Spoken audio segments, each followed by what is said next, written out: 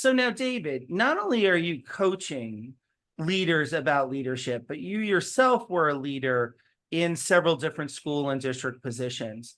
So what did you learn in those roles that you like to take forward in your coaching of other leaders today? Wow, that's a great question. There's a few things there that I've always found. Number one, to your point earlier, you can't do it alone. Leadership it's like education. Education is a group experience. It's a group activity. We learn together. We lead together. And so when you're a leader, you have to understand that you can lead from the front, you can lead from the back, you can lead from the middle, and that's okay. And you have to build a team around you that you trust, and you build trust, and you build, responsibility by empowering them to be able to do the things that you need them to do. You task them specifically with areas so there's no role vagary in the roles. They know exactly what they have to do. And then you let them go and get out of the way. You have to trust them to be able to do the job that they need to be able to do.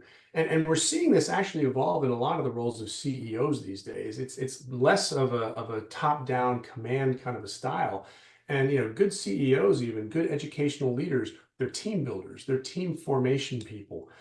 They like to be able to help motivate people. They know how to get behind people and what makes them work. The psychology of leadership is becoming a lot more of a value piece these days.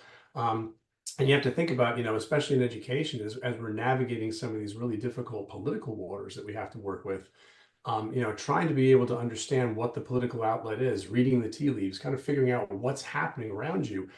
It's critical. It's critical. Also being able to know that you're a generalist. You'll never ever know everything in specificity to the letter.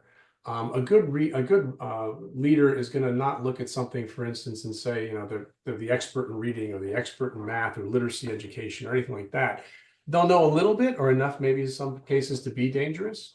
But it kind of goes back to point number one. They build a solid team of people who are the experts and who know how to do it. And they plan and they implement and they put together how these pieces are working from kind of a 20 or 30,000 foot framework. And then they let them go. But the leader also has to be present. I think that's a third thing that's really important. When you let them go, that's great, but be present, be there to watch them do what they do so well. And, obviously reward them, praise them, appreciate them, show what they're able to do. You really have to kind of build that appreciation loop and that piece there that's so important. There are about 23 different indicators for leadership that are important in education, and that helps to build positive culture and climate. And it really becomes kind of that big piece of building the positive climate out there as a leader, and really knowing how to engage people, how to get them engaged, how to get them kind of focused on where you need to go. Very strategic. You have to be a visionary. You have to kind of get that vision, communicate the vision out there, and understand what has to be done and why. And the why is important. Simon Sinek knew what he was talking about when he said start with why. You have to know the why and the purpose, because if there's no purpose, there's nothing behind it. You really have a hollow shell or a hollow soup, and you're not filling anything there.